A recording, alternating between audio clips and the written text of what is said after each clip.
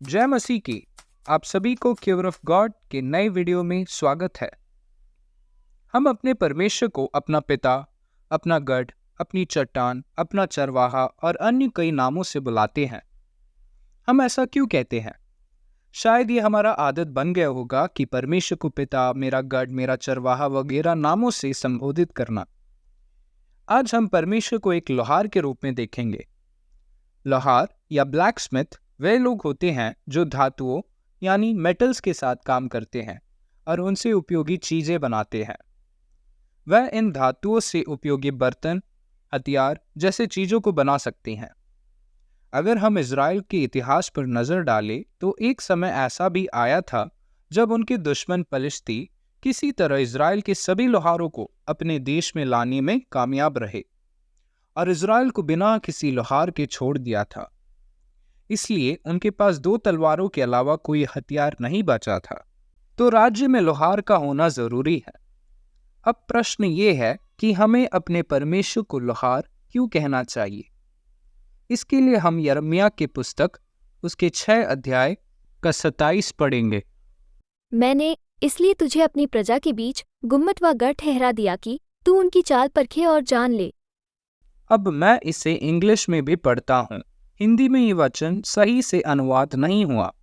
I have made you a tester of metals, and my people the ore, that you may observe and test their ways. इस वचन में यिर्मयाह को धातुओं का परीक्षक कहा है और इस्राएल के लोगों को अयस्क कहा गया है। अयस्क कुछ पत्थरों जैसे हैं जो हमें कुछ स्थानों पर मिलती है जिनमें धातुएं हो सकती है। धातुओं के परीक्षणकर्ता और कुछ नहीं बल्कि वस्तुएं हैं जिनकी सहायता से हम धातुओं की विशेषता का पता लगा सकते हैं। उदाहरण के लिए एक चुंबक धातु का परीक्षक है क्योंकि वह हमें बताता है कि धातुओं में चुंबकीय गुण है या नहीं। यिर्मयाह को राज्यों और राष्ट्रों को उखाड़ने और गिराने, नष्ट करने और उखाड़ फेंकने, बनाने और स्थापित करने के लिए बुलाया गया था। जब यिर्मयाह भविष्यवाणी करता तो लोगों की प्रतिक्रिया भिन्न भिन्न होती थी और इन प्रतिक्रियाओं से उनकी विशेषताएं प्रकट हुई।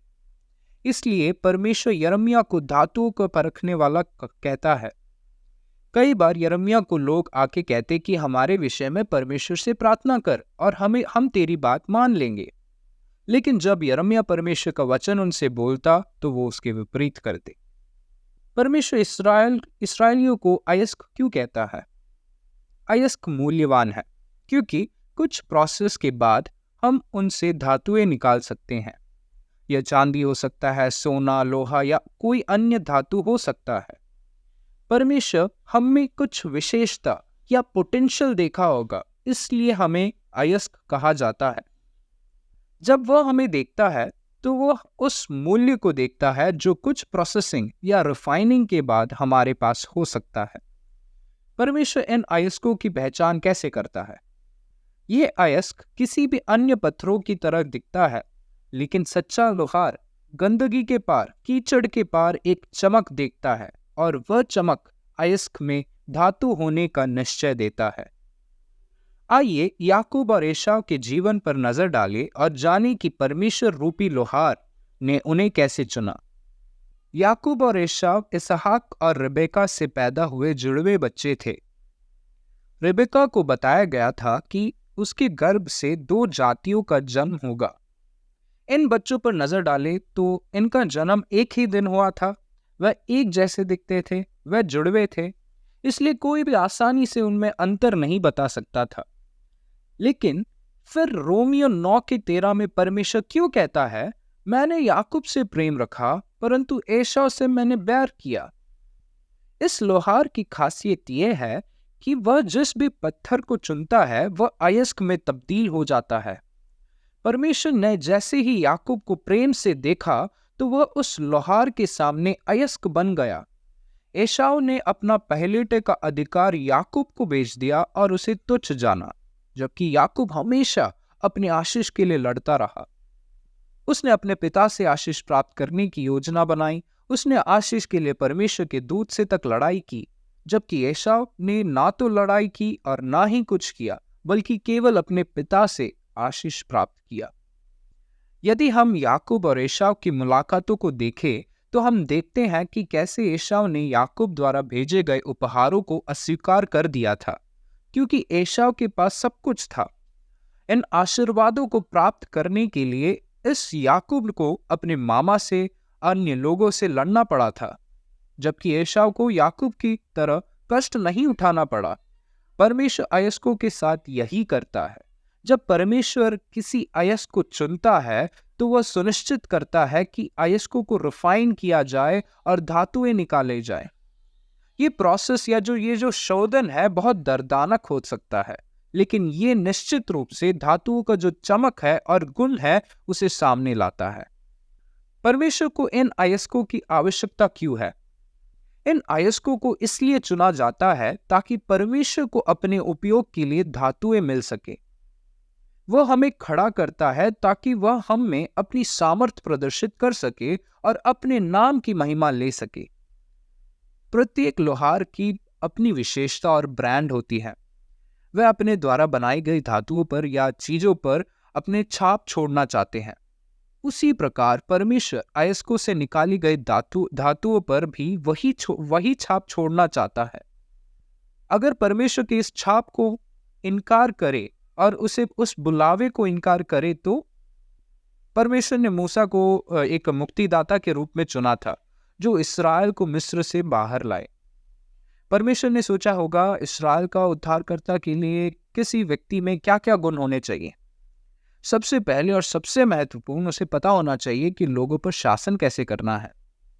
दूसरा, उसे एक चरवाहे की कठिनाइयों को जानना चाहिए, क्योंकि अधिकांश इस्राएली चरवाहे थे। इसलिए मूसा के जीवन के पहले 40 वर्षों तक वह मिस्र में राजकुमार के रूप में रहा और लोगों पर शासन करने के बारे में सब कुछ सीखा। अपने जीवन के अगले 40 वर्षों में उसने अपने ससुर यत्रो के भेड़ों को चरवाहा बनकर चरवाहे होने की कठिनाइयों का सीखा। इन सभी परीक्षण और प्रोसेस के बाद यदि वह धातु लोहार की पुकार को अस्वीकार कर दे तो वो लोहार को क्या करना चाहिए? इस लोहार ने ये सारे 80 साल इसी उम्मीद में गुजार दिए कि उसे मनचाही धातु मिल जाएगी, और यही धातु उसकी पुकार को नकार रही है।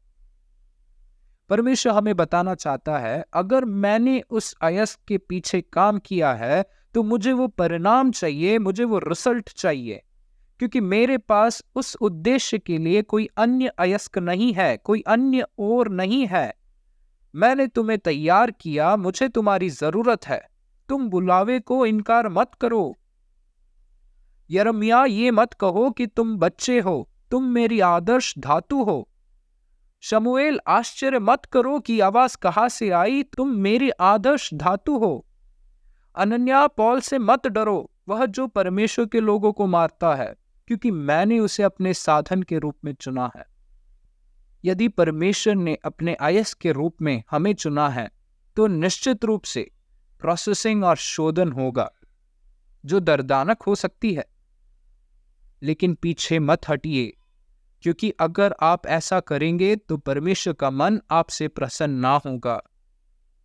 वह धातु बनो जो वह चाहता है और परमेश्वर के हाथों का हथियार बनो। इन वचनों से आप सबको आशीष मिले। धन्यवाद।